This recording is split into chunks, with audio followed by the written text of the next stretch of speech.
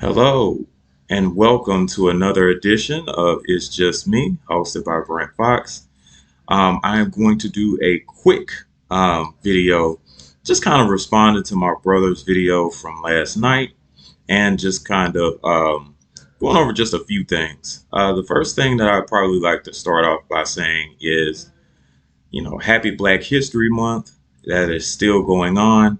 Um, what I was intending to do this month was actually give you a historical black figure that was not an athlete. Little off script, but I think that being able to provide history and context for ourselves is very important, especially since what's going on in Florida now, who is essentially trying to wipe clean any semblance of black history, which is a damn shame. Excuse me.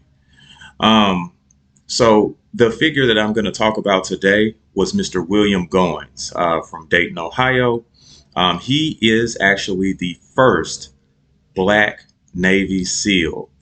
Um, Mr. Goins, or Master Chief Goins, was his proper title.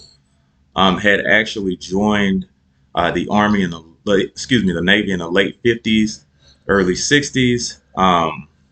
And was one of, I think he was one of 40 out of thousands that actually attempted to enter in the Navy SEALs program to actually make it. I believe that there were two teams for the Navy SEALs. You had an East Coast team and then you had a West Coast team. He was actually on, of course, the West Coast team because of where he was actually stationed. He performed 3 tours in Vietnam and, had also been of service to the U.S. Naval Service for 3 decades. He was honored recently, I think it was last September of 2023, with the Lone Sailor Award, which is one of the highest honors that you could actually get military wise for service. So today, I just want to make sure that I salute Master Chief Goins and thank him for his service. The other thing that I want to make sure that I mention is happy Super Bowl day today, man. Happy Super Bowl day today. All right. So we got the Kansas City Chiefs playing the 49ers. My previous video, I kind of gave a breakdown, of what may actually happen with today's game. Please go check it out. The short of it is that I believe while the San Francisco 49ers actually have a better team on paper, that the momentum from the Kansas City Chiefs and also more importantly the experience of Patrick Mahomes in these Super Bowls is going to serve or provide a huge edge with the Kansas City Chiefs actually winning. Plus, to be quite honest with you, this whole Swifty momentum thing is probably going to boost it up that much more. I do not believe that America is going to allow the Kansas City Swifties to actually lose this game. So, Shake It Off is playing in my head for whatever reason, and I cannot shake it out of my head. It's just really annoying. Anyway, I just think that I know that the Kansas City Chiefs, with this momentum, is probably going to wind up getting their new Super Bowl title. So, got to brace ourselves for that one. And also, I wanted to make sure that I gave a big shout out to my brothers, Coach 67 Sports TV, which has excellent information in regards to Southern Jaguars sports in general, particularly football, though. That is his forte. He is excellent at what he does. And then we have my brothers Jared O11 Green, and his twin brother JB, who do the sports. Excuse me, I'm sorry, the Southern Ballers podcast with Coach 67 Sports TV, and occasionally myself and Joe Townsend. They had a very special guest last show, Cadillac Red, who you can actually check out on Supreme Beats Boxing. He usually has shows on Mondays, Wednesdays, and Fridays, but he also has I think he also has still the content with the Talking After Dark, which I think is like on Tuesdays and Thursdays, if I'm not mistaken. So go check him out too.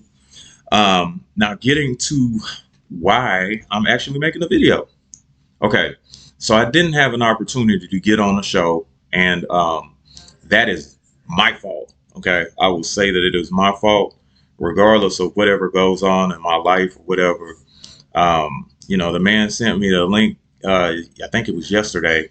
But even though I had obligations and couldn't get on the show, um, I still wanted to make sure that I actually spoke up on some of the topics that my brothers discussed. Okay, so the first topic that I'm going to actually cover is going to be Coach of the Year.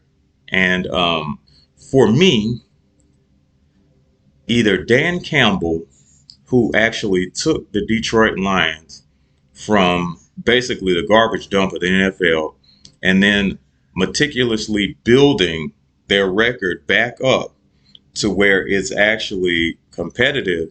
And now at this point, they were NFC North champions by the end of the season, which is where the voting actually starts. Okay. So they start voting for, the MVPs, the comeback players of the year, offensive player of the year, defensive player of the year, all that other good stuff. They vote for that at the end of the season. Okay. They don't vote for it in postseason. But even by that measuring stick, Coach Dan Campbell actually took that team from being horrible to actually being a competitor, and also they were a Super Bowl contender by the end of their season. Okay, they made it all the way to the NFC Championship. They were NFC North champions, as I mentioned before, which is not an easy task with an uprising Green Bay Packers. And then you have the Minnesota Vikings. You never know what they actually bring. They're immensely talented on offense. And they actually have a surprisingly good defense as well. Chicago is Chicago right now. They're going through it, but not, what? Not too long ago, they actually did make the playoffs. I think it was probably maybe 6 or 7 years ago. And then prior to that, they did make a Super Bowl appearance back in 2006 or 2007, rather. I'm sorry, which is pretty long time from now, but at the same time, they do have history being somewhat successful, depending on what season you actually get them on. Um, but there's also the Houston Texans, which to me is a more remarkable story because you have a rookie head coach, and then you also have a rookie quarterback who led that particular team out of NFL. I don't want to say obscurity. I would say out of being a struggling franchise. Let me put it that way. They let him out of being a struggling franchise into a playoff contender. Now, by the end of the regular season, which again is where the voting actually happens, they had already clinched a playoff berth. Okay. So there is much to be said about a team that was expected to do nothing and then wound up achieving more than what was actually expected. The Those two not actually getting the nod for the coach of the year, to be honest with you, was a big miss. Okay, it was a really big miss. Um, Either one of those two, I would not have been mad about if you had Coach Dan Campbell actually winning the award, or if you had Coach D'Amico Ryans winning the award. Um, that you couldn't lose either way, to be honest with you. Now, the other subject was Comeback Player of the Year, which was a huge miss. This one makes me particularly angry because we all know what happened with Damar Hamlin last season. Okay, this man actually he technically did die. The man came back from death playing football. Okay, playing football. He died for a very short period of time, and then he was able to come back and play football. He should get comeback player of the decade, not the year. But you give it to Joe Flacco, who was, I guess, settling into another life, and then he was called up to play for the Cleveland Browns and did a fantastic job. I'm not going to dismiss that, and I'm not going to make it sound like I have some sort of agenda, um, which I don't. Okay, I really don't. I don't have an agenda. But again, Joe Flacco over somebody who actually died and came back and played the game that they love. Make that make sense. I don't understand that one. The other thing is, why would you not have a man or get behind a man who actually overcame death, basically, to get back out there and play the game that he actually loves? That made literally no sense to me at all. And then uh, I will I am definitely going to address Defensive Player of the Year. Um, okay, there are a few things that I'd like to clear up about the statistics from T.J. Watt versus Myles Garrett. All right, T.J. Watt not only had more sacks than Myles Garrett, he also had more forced fumbles, more tackles for losses, even more interceptions than Myles Garrett. Oh, yeah. And he also scored a defensive touchdown, which Myles Garrett failed to do um, as well. But, he's your defensive player of the year. And I'm not mad at Myles Garrett. He didn't do the voting or anything like that. So I'm not upset with him individually, but I am upset with these people that have done the voting and have these huge misses on Coach of the Year, Comeback Player of the Year, which is, that actually makes me a little bit more mad than TJ not hitting Defensive Player of the Year and having Myles Garrett get it. Like that doesn't make any sense. But back to the subject. Um, TJ Watt actually, if you look at the numbers, TJ Watt actually beat him in every statistical category. And to be honest with you, he was double teamed a lot as well. Like, you're not going to single up TJ Watt all the time. Okay. And TJ Watt is actually putting up these numbers despite chip blocks from tight ends, right tackles shifting over, excuse me, I'm sorry. Yeah, swing tackle shifting over to the right side of the formation, which is where TJ Watt is. TJ Watt not only rushes the passer, but obviously he gets out there and does coverage from time to time, which is where the interceptions came from. He has actually made huge strides in stopping the run, which is where the tackles for losses come from. TJ Watt impacts a game more than Myles Garrett does. That statistically is the bottom line. I am not here to debate whether or not he may be physically more gifted than Myles Garrett, because he may not be. To be quite honest with you, he might not be more physically gifted than Myles Garrett. But based off of the numbers, he's a better player. Sorry, not sorry. Okay. Um, I think this may have been the second or third time that TJ has actually been denied, despite him having better numbers than the person that actually won. And I'm not just talking about sacks. I'm talking about better overall numbers. Okay. This has happened so much so that TJ Watt tweeted that he was, or yeah, is it still a thing now that it's X?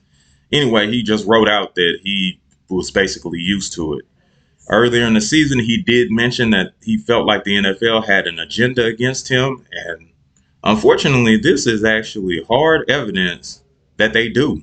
Um, the NFL Honors Voting Committee, I don't know what your problem is, but that was egregious. I'm more mad at Coach of the Year, and I'm definitely more upset for Comeback Player of the Year um, than I am Defensive Player of the Year. I am upset about that, but you know what? The NFL honors voting, and then the judges for the Teofimo Lopez versus Jermaine Ortiz fight, I think they're the same people. Um, there is no way that these people that have won the award were any better than the people that did not. Like the people that did not win the award did, to me, a much better job than the people that actually won it. Now, I can't get upset about the people who actually won the award, like Coach Stefanski. He did do a good job with the Cleveland Browns. I'm not denying him that. Neither am I denying Myles Garrett the excuse me his acknowledgement because he actually played very well during the season. Okay, but the pass rush win rate, I cannot say that fast or I will get tongue tied. Um, simply just is not enough to win defensive player of the year from someone who beat you soundly in every statistical category. Excuse me, I'm sorry, nearly every statistical category. Because you know, I guess pass rush win rate is more or less the statistical category now, which I definitely don't get. But hey, that's okay. Well, anyway, that was my little rant about the NFL honors. I just wanted to make sure that I actually addressed that because I did not have a chance to um, by missing the show yesterday. So, look for more content from me in the near future. And thank you so much for watching It's Just Me. Y'all have a good one.